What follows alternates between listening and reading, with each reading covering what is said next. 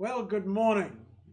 It's good to be here in church, even though we're doing it at a distance. This is my first Zoom church that I've ever preached in, so that's a new one for me. But today I want to talk about how to keep praying, the motivation to pray. We're in a season of prayer in Australia like we haven't had for 60 years. 60 years ago, Billy Graham came to Australia the first time. He sent a team around all the churches around Australia and urged them to pray for his coming. For 2 years they prayed that God would bless his ministry when he came. And when he came and was here 3 months, we saw the greatest growth and explosion of people coming to Christ that we've ever had in our history. This is some of the just humbled facts of the case, stats. Over 3 million people, nearly a third of Australian population, attended in person to his crusade. A third. In Brisbane, in the showgrounds where I attended, there was 80,000 in the Brisbane showgrounds, and overall there was attendance of 260,000 and 10,000 decisions for Christ in Brisbane alone. There were decisions of about 130 in Australia, 130,000 during that time. 2% of Australians made decisions for Christ, and to tap it all off, they had the biggest crowd they've ever had in Melbourne Cricket Ground, never been surpassed, 143,000, and in Sydney they had 150,000 to his meetings. And Australia was having a massive influx of Christianity. You'd see them on the trams singing choruses. And people were so open to come to Christ during that time. And then we did what Jesus told us not to do. He said, you ought always to pray and not to give up. And the Australian church, except for a few cases, kind of went to sleep over the next 60 years. And we saw a deterioration in our society, in our governments, but they were fairly up until, say, 1972, when Malcolm Fraser, we had a drought, a big drought, and Malcolm Fraser became the Prime Minister, and he had a day of prayer and fasting for the drought.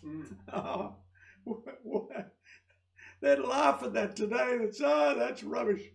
But that's how we were a certain degree spiritual even back then, but we've gradually gone downhill until 2 years ago we legislated sin.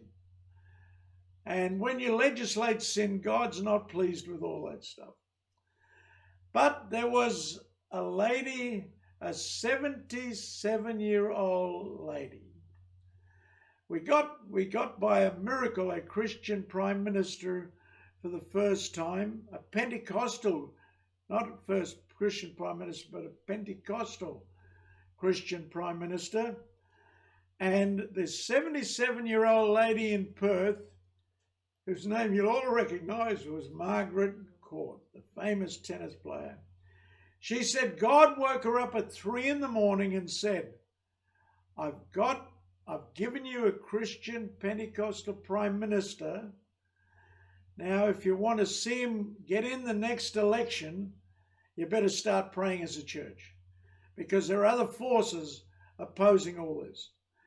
And so they got praying, and she sent that message around, and they began to pray everywhere. And the prayer around the churches reminded me of 60 years ago when Billy Graham came.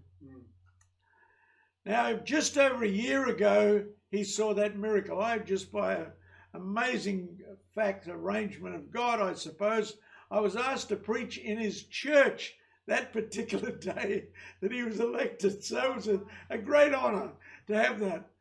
And but the people who were leading the prayer in Australia said, keep it up. And they keep it up until today. They're still going and praying and praying and praying.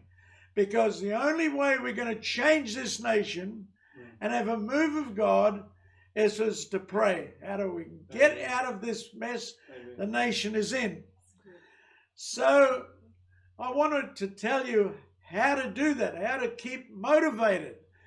And in Luke 18, we have the record of that. And Jesus understood how we tend to give up. We all start with the good ideas and we're all happy to do it, but then we give up. And so he said, you ought always to pray and not to give up. He told us that. Always to pray and not to give up. And then he gives a parable of how to pray.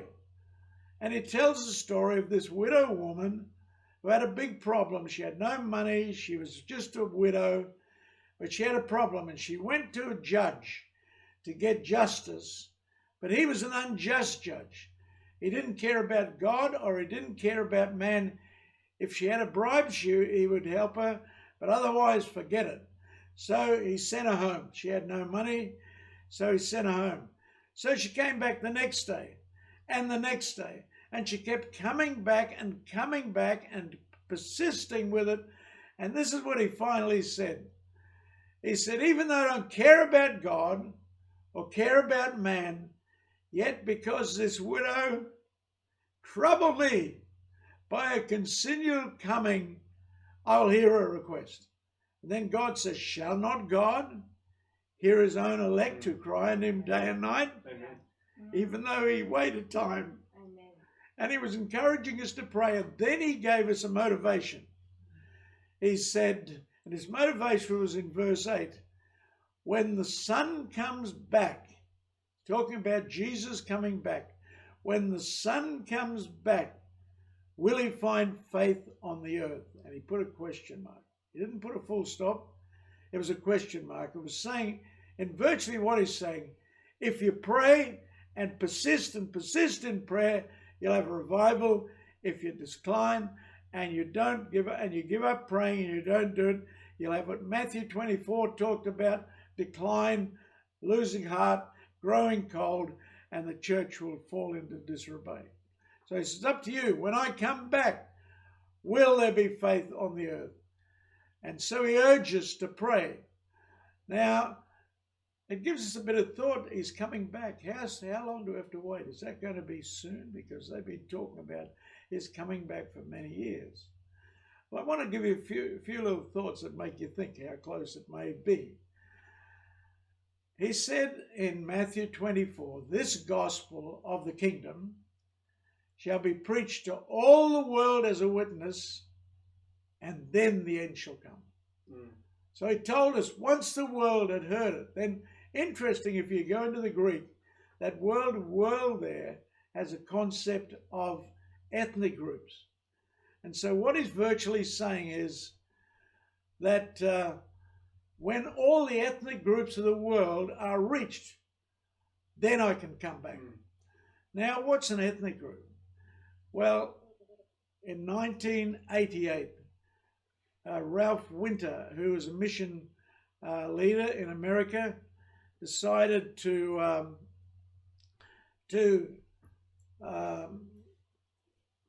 find out how many ethnic groups were left in the world.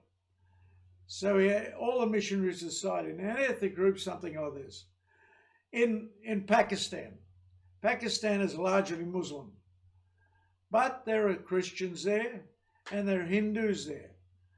But there is another group of 4,000 people who worship the ancestors, worship their dead ancestors. They're animists. And they are an ethnic group. There's no church amongst them. They keep themselves to themselves. They're very much Caucasian in appearance and attitude. That's an ethnic group. Now, they counted in 1988 how many of those groups around the world in all the places didn't have a functioning church. So they came up with a figure of 18,000 ethnic groups haven't heard the gospel, haven't got a functioning church. So they sent the message out, Jesus can't come back yet because there are 18,000 ethnic groups haven't got it. And they wrote a book on it, and I got a copy of it, which I put in the library in my other church. And it has these 18 ethnic groups all down there, a page for each. You have a page on the language, where they are, what they do. And then they said to the churches, adopt an ethnic group. So they sent these around the world, and evangelical churches are pretty huge in the world. You know, in America alone, the Southern Baptists are 52 million evangelical churches. The AOG in Brazil are 23 million. And so that's only a fraction of how many Christians there are. There are over 2 billion Christians in the world. But those who are really active took it up, and what they did, they said, adopt it in prayer. Then when you've adopted an ethnic group in prayer, then send teams across to give out tracts. And we'll go through the area and give out tracts. So they did that. And then if you get some souls, then start a little home group. And then as they grow, start a functioning church. So they started the plan in 1988. That's 30 years ago. And they began the work to pray and cry out to God. And Mr. Google, who knows everything, kept a record of it, because that same society was keeping a record informing Google of how many ethnic groups were left. And if you look at Mr. Google and write in unreached peoples groups, he'll have a number. And the number the last time I looked at it was 200. Out of the 18,000, there's only 200 left. Wow. Now, if that's the facts, those 200 could be reached within 12 months. Easily. So Jesus may be coming very, very, very soon. Wow. So in this season, while we're locked into our homes more than usual, it's a good time to really get praying and saying, come on, God, we need a move of God. We need Australia to return to you. Yeah. Please, God, and fervently pray. There's great power in fervent praying. Yeah.